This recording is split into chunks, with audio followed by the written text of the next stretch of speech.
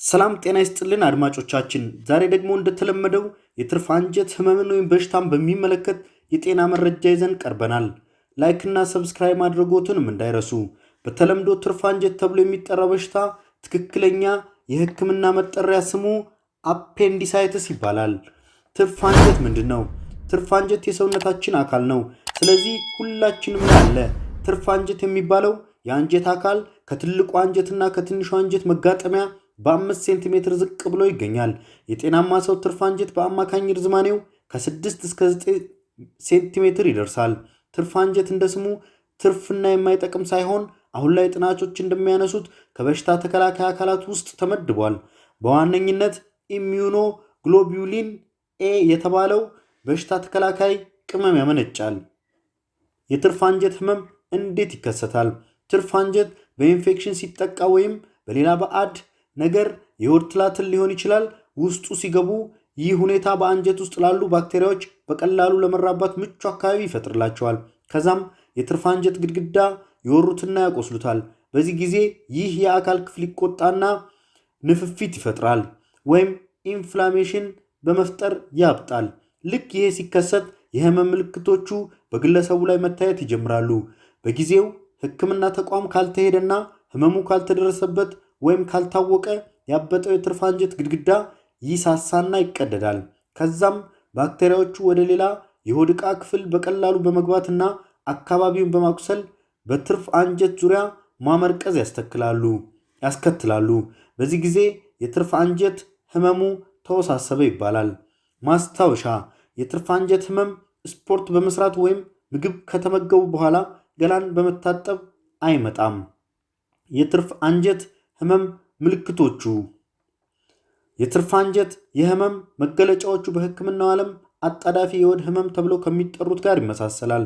ህመሙ ሲጀምር በእምብርት አካባቢ የህመም ስሜት እንደ ቁርጠት አይነት መሰማት፣ ከዛም ከጥቂት ሰዓታት በኋላ ህመሙ እየጨመረ ወደ ቀኝ የታችኛው የሆድ ክፍል ይዘዋወራል። በዛ ቦታ ብቻ ይወሰናል።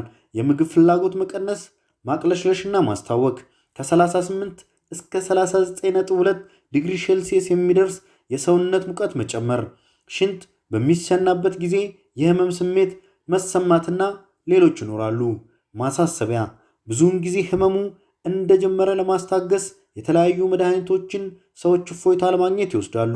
ሆኖም ግን በእርግጠኝነት የህመሙ መነሻ ሳይታወቅ መድኃኒት መውሰድ በቶሎ ችግሩ እንዳይታወቅ ያደርጋል ወይም በሽታው እንዲወሳሰብ ያደርጋል። ከዛም በተጨማሪ ምርመራዎች እንዲታዘዙ አልፎም ጊዜ እንዲባክን አስፈላጊ ወጪና ለሌሎች ከህመሙ ጋር ለሚመጡ መዘዞች መከሰት ምክንያት ይሆናል። ምርመራው፣ በሽታው ለመመርመር ብዙ ጊዜ የጤና ባለሙያው ምልክቶቹን በማየት የጤንነት ሁኔታውን ከበሽተኛው በመጠየቅና የሆድ ምርመራ በማድረግ ሊያውቅ ይችላል። ምርመራው የህመሙን ሁኔታ ለማወቅ በሽተኛው የሚያመው አካባቢ ጫን በማለት የአካላዊ ምርመራ በማድረግ የበሽተኛው ሰውነት መመረዙን ወይም ኢንፌክሽን መስፋቱን የሚያሳዩ ነጭ ደም ሴል በብዛት መኖሩን ለማወቅ የደም ምርመራ ይደረጋል። በተጨማሪም ሌሎች ተመሳሳይ ምልክት ያላቸው በሽታዎችን ለመለየት እንዲያስችል ሐኪሞቹ እንደ ታማሚ ሁኔታ የተለያዩ ምርመራዎችን ሊያዙ ይችላሉ። ለምሳሌ ይህን የሽንትና አልትራሳውንድ ምርመራ ብዙውን ጊዜ በባለሙያዎች የሚታዘዙ ምርመራዎች ናቸው። ህክምናው፣ የትርፍ አንጀት ህመም ሲጀመር ማቅለሽለሽና ማስመለስ ስለሚኖር ከፍተኛ ፈሳሽና ጠቃሚ ንጥረ ነገሮችን ኤሌክትሮላይት ከሰውነት ይወጣል። የወጣውን ለመተካት የጤና ባለሙያው በደም ስር በኩል የሚወሰዱ ፈሳሾችን ወይም ግሉኮስ ይሰጣል። ንጥረ ነገሮች ወይም ኤሌክትሮላይቶችን እንዲተካ ይረዳል።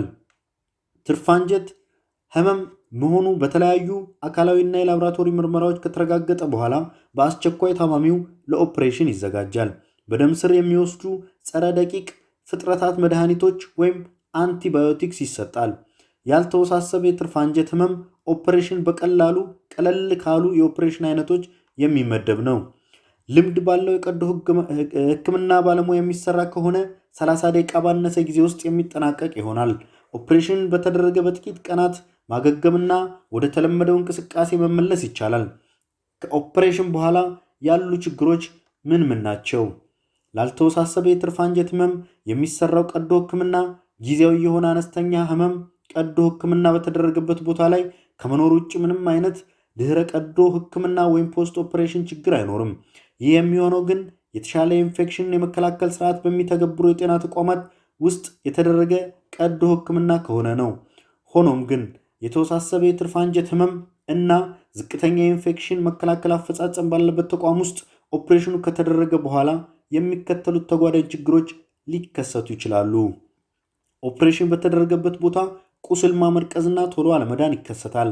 ተገቢ አንቲባዮቲክስ ወይም የጸረ ደቂቅ ፍጥረታት መድኃኒት በወቅቱ ካልተወሰደ በባክቴሪያዎች ከትርፍ አንጀት አካባቢ አልፈው ሌሎች የሆድ ዕቃ ክፍሎችና መላ ሰውነትን ሊመርዙ ይችላሉ።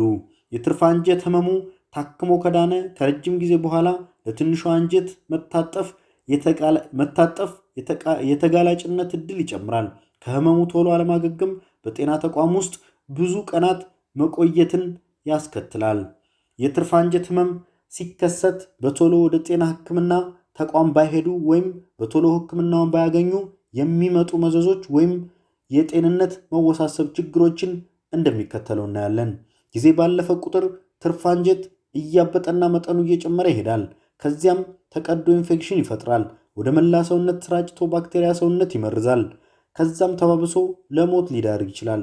በጤና ባለሙያዎች በአግባቡ ሳይታዩ በራስ ፈቃድ መድኃኒት ገዝቶ መጠቀም በሽታውን በማወሳሰብ ትርፍ አንጀት አካባቢ ማመርቀዝ እንዲኖር እንዲሁም ሌሎች አንጀት ክፍሎችም በምርቃዜው እንዲብሱ በማድረግ ለአንጀት መሸንቆር ወይም ደግሞ ፐርፎሬሽን ምክንያት ይሆናል። ከላይ የተጠቀሰው ችግር ከተከሰተ ደግሞ ለከፍተኛ ደረጃ ኦፕሬሽን ወይም ቀዶ ጥገናና ከዚህ ጋር ለተያያዙ ችግሮች ይዳርጋል። በጤና ተቋማት ውስጥ ለብዙ ቀናት ተኝተው እንዲታከሙ ሊያደርግና በሆስፒታል ውስጥ መቆየት ለሚተላለፉ ኢንፌክሽን ይበልጥ ተጋላጭ ያደርጋል።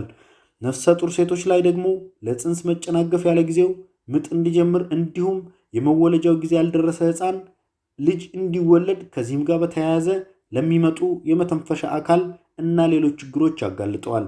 ስለዚህ ህመሙ እንደጀመረ በቶሎ ወደ ዘመናዊ ህክምና ወደሚሰጥበት ተቋም በመሄድ ከላይ የተዘረዘሩት ችግሮች ወይም መዘዞች ማስቀረት እንደሚቻል እየጠቆምን ሰብስክራይብ እንዲያደርጉ እያሳሰብን በዚህ እንጨርሳለን። እናመሰግናለን።